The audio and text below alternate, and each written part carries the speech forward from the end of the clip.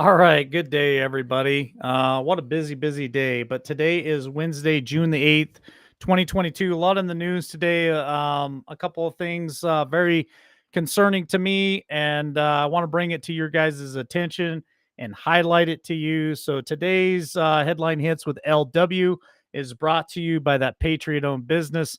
That one out there that's got 97% of what they sell is made right here in America. They're God first, America first, family first, and they are in the fight trying to help take this country back, and we need to help support them.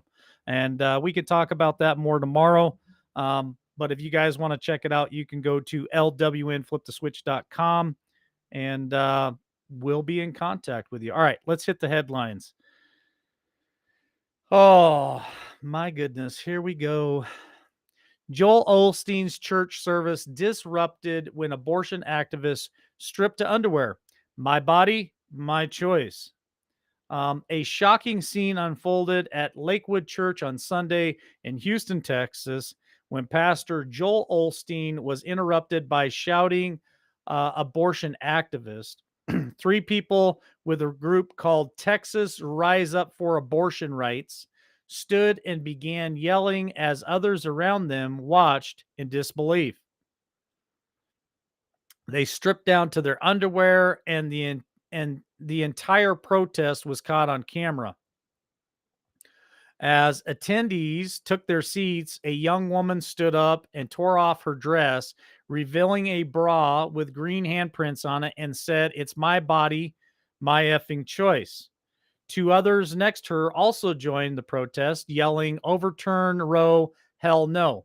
However, the notion to overturn Roe v. Wade Supreme Court decision, which would return the issue of abortion to the states, has gained popularity, recent polls found. Um, I just wanted to bring this to your guys' attention because this is how crazy these people are. Um, I think everybody has a right to protest, whether you believe in what they believe or not. I think there's a time and I think there's a place to do that. In church, probably not the best place to do it. All right, here we go. Next headline. Secretary Yellen, Biden administration has done everything they can to reduce these gas prices. Treasury Secretary Janet the dumbass Yellen on Tuesday claimed that Biden administration has exhausted all efforts to reduce the energy costs for American citizens.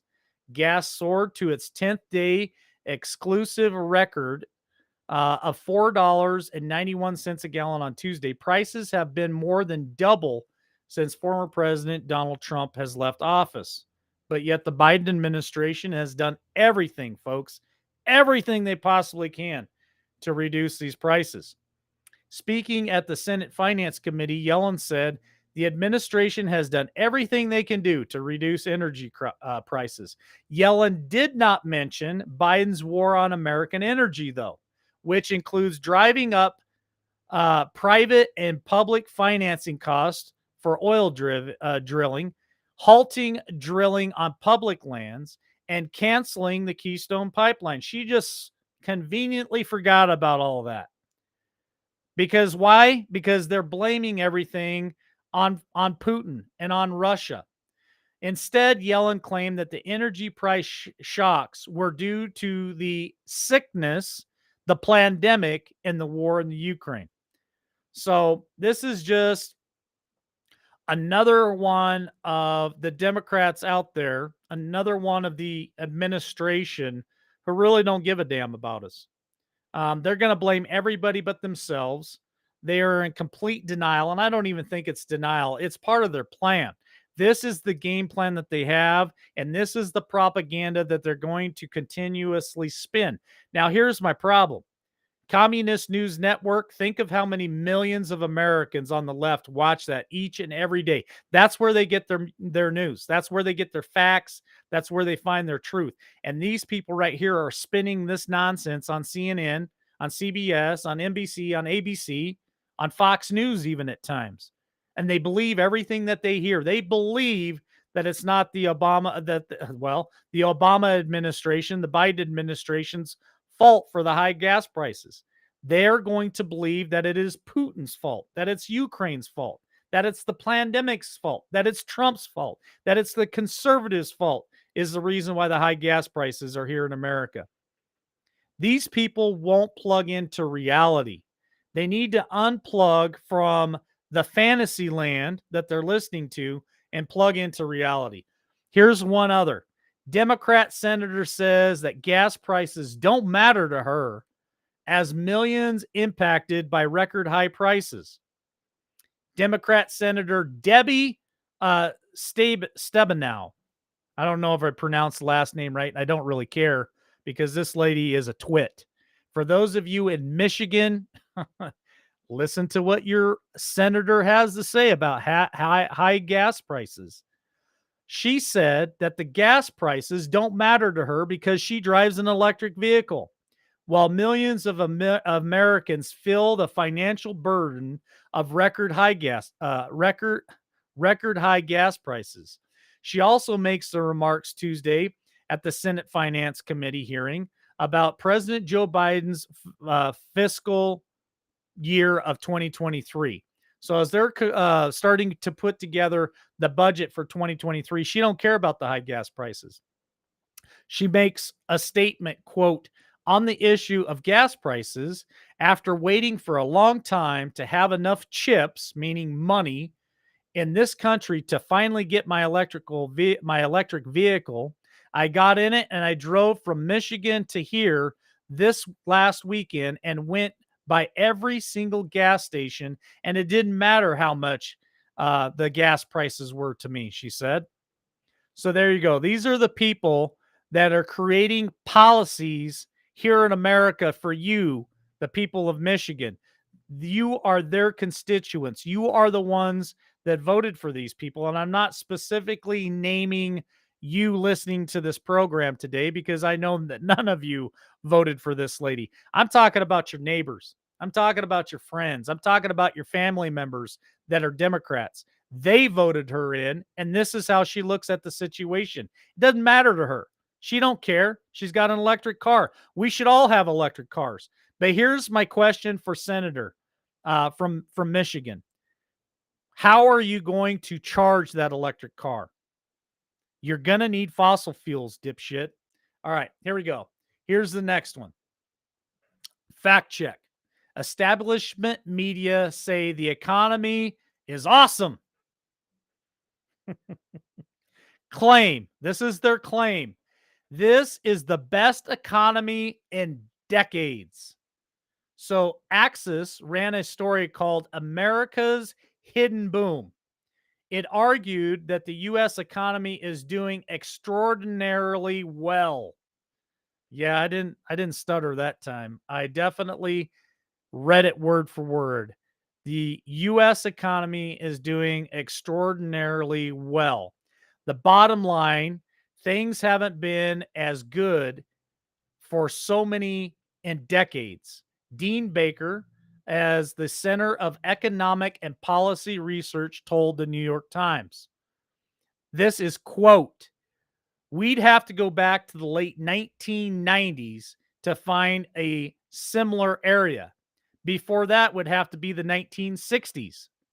So this is the propaganda that they're spinning in the New York Times, CNN, and across all the lamestream media, is that this is the best economic times we've ever seen in decades. Remember, this guy in the White House is the most popular president of all time. He got the most votes of all time, and he's got the best economy of all time. I'm not making this up. This is what they're putting out in the New York Times. You can find it yourself. The verdict comes in, though. Guess what they find? Fact checkers find that this statement is false. The U.S. economy is doing terrible. Inflation is running at the worst level in 40 years. There's a fact check for you. All right, let's hit the next headline. Let's talk about James Woods, the actor, the legend. James Woods calls on gun grabber Joe Biden to start his gun control jihad with gun brandishing son Hunter Biden. Veteran actor James Woods slams Joe Biden for proposing gun control legislation while Hunter Biden was caught recklessly handling firearms. Boy, the irony in that. Maybe this gun grabber daddy might begin his gun control jihad by starting with Junior's illegal gun brandishing, Woods said. Let's read a little bit further in this article. You can catch it in Breitbart. On Monday, a reported nude photo. I can't make this up. Who in the hell in their right mind would wander around nude playing with guns? Only the one and only president's son, Hunter Biden. On Monday, a reported nude photo of Hunter Biden recklessly handling a firearm with a prostitute in 2018 surfaced. In 3 photos, Hunter is pictured flashing a firearm in nude poses in a room filled with drugs, crack pipes, and amongst other things.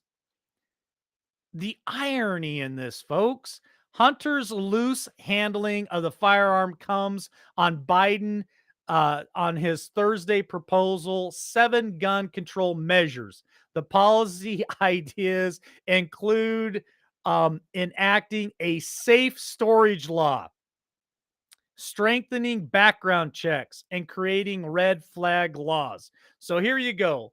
President of the United States, his own son, breaking all of those ideas that Biden wants to impose on the American law-abiding citizen that handles their guns safely. And we don't run around nude with a crack pipe hanging out of our mouth, displaying any kind of gun. All right, next headline. I got to be careful of how I put this out there because it can get us taken down. So, Blake Masters, he is a Senate candidate out of Arizona, says Google rigged the 2022 or 2020 election. Blake Masters, the Arizona Senate candidate who recently won the endorsement of Donald Trump, appeared on Breitbart News Saturday on SiriusXM this weekend, where he outlined his plan to take on big tech's election interference if elected to the U.S. Senate. Now, that right there, as an Arizona resident, would really pique my interest. Like, my ears would be pointed straight up and following whatever this guy has to say. Why is that? Because initially, this guy would sound like a great candidate to me. But even just hearing a couple of phrases, I think we all need to do our due diligence and completely vet these guys. But let's hear a little bit more about what he has to say. Masters, who grew up in Tucson, Arizona, is a former Silicon Valley venture capitalist. The Senate candidate told Breitbart News political editor Matt Bohl that Google was by far the greatest threat to U.S. election integrity and promised to use his experience in the tech industry to restrain the company. Now, let's read a little bit further into what he has to say here. I think it's worth the read. You can find it at Breitbart. I think we let Google swing the 2020 presidential election. I'll say that, said Masters. Most people in the U.S. Senate don't understand how technology works like I do. They don't care. They don't know how bad these companies are. Well, I do. So I'm going to use that background that I have to go in and to find a way to meaningfully restrain these companies and make them behave. Do you guys think that's a good idea? Let's read a little further. Twitter is by far the most ideological and the most craziest of the left wing, but they're also, while powerful, probably less powerful than Facebook and Google. We've got a few problems. One is censorship. It's crazy that Facebook and Twitter were allowed to deplatform President Trump. He was still the president of the United States when they kicked him off. I think that should be illegal. We've got to treat these companies like common carriers. We regulate them like the phone company. The phone company can't listen in on you and me having a conversation and decide, oh, that's too conservative. These Breitbart guys we're going to shut them down. They're not allowed to do that. They'd probably love to do that, but we don't allow them to discriminate against users because of their politics. So why on earth at this point would we treat Facebook and Twitter the same way? Why wouldn't we, right? We're just ban political discrimination. A little bit easier said than done, but I know how to do that. Let's read a little bit further. The harder problem will be to restrain Google because, like you said, if they just um, if they just have their search engine and their algorithms, they probably have a monopoly on the U.S. search engine market, which we all know they do. So, if you guys aren't aware of this, Google actually owns quite a few of those search engines out there. So it's not just Google with all these other competitors. Google has manipulated the market and they've actually went out and bought other search engines, which means they have a monopoly. They own damn near every one of them. They could boost Biden content and suppress Trump content in the weeks preceding the 2020 election. The boom that a boom that's a rigged election. You could you have the motive, you have the opportunity, and you would find a way to convene an investigation team to go in there. We're going to forcibly enable a team of software engineers. I'll personally oversee them in the Senate, and we're going to make sure Google isn't rigging the election weeks before anybody votes. So that's all his statement. That's what he put out as a candidate running in Tucson, Arizona for the Arizona Senate. Again, I think the statement that he's made definitely would pique my interest if I was in Arizona. I think that he needs to be vetted further. But at this point, I think the residents of Arizona, I think you should listen to what this guy has to say. I think he's putting out great information. And instead of him just attacking people and having no plan, he's outlining his plan right here on this article for you guys. He's planning on getting elected. He's planning on starting a committee. He's planning on taking software engineers in to investigate Google to get to the root of the problem and not to allow this to happen again. So, residents of Arizona, I plead with you, check this guy out, share this information out, wake people up in Arizona and tell them, hey, this might be a worthy candidate here in Arizona. All right, here's the last concern that I have for today. Soros, he's back in the news. Soros backed leftists to buy historic anti-communist Miami station in radio shopping spree. Listen to that word, spree. Shopping spree. What's that about?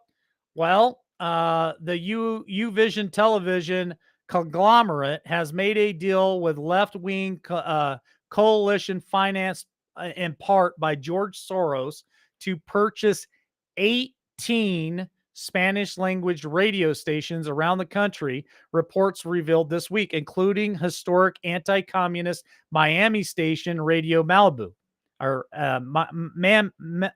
Mambi, I think is how it's pronounced. The purchase, which still requires the FCC approval, is an attempt to stem the tide of Hispanic Americans voting for Republicans based on cultural conservative values and a growing disdain for the failed policies of Joe Biden. Okay, let me say that one more time. I want you guys to be aware of this, especially any of you beautiful Latino Americans out there who listen to this radio station, listen to this broadcast, listen to YouTube, listen to us on Facebook, anywhere you guys are hearing this information. I think you need to be aware of what the Democrats, what the leftists, what the liberals, and what George Soros is getting ready to unleash across America. The purchase, which is still requires the FCC approval, is an attempt to stem the tide of the Hispanic Americans voting for Republicans based. Okay. What does that mean? There is a massive red wave of Hispanic Americans voting Republican. There was a record, a history made in 2020 of Hispanic Americans voting for Trump. Well, George Soros didn't like that. The leftists didn't like that. So what are they doing? They're coming up with their game plan. They don't like the cultural conservative values of the Hispanic American people and a growing disdain for the failed failed policies of President Joe Biden. Or as one executive in charge of the purchase described, to combat disinformation. Of course, they're going to call our truth disinformation. That's all they have. If approved, the deal would put 18 radio stations in the hands of a newly minted left wing organization called the Latino Media Network. Listen to that. America. It's called the Latino Media Network, owned by George Soros, owned by BlackRock, owned by Vanguard, headed by alums. Now, listen, here we go. Headed by the alums of the Obama White House. Also, advocate groups tied to Mark Zuckerberg. Here's your warning, America. I'm giving it to you right here. It's in Breitbart if you want to read more about it. George Soros, Obama White House staffers, Mark Zuckerberg are all in this together to go out and buy 18 Latino American radio stations. Why? To plant their propaganda, to spin their narrative, to indoctrinate, to influence Latino Americans across this United States to vote blue, to lie, to deceive. There you have it, folks. There it is. It's right in front of you. Put it out there. All right.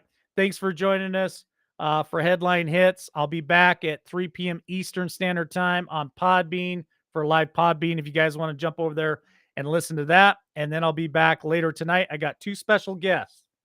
I have Andy and I have Snafu. Both of them are fired up and ready to go for this evening. So check us out later this evening. Snafu Radio and Andy from Miles Franklin will be on later tonight. God bless.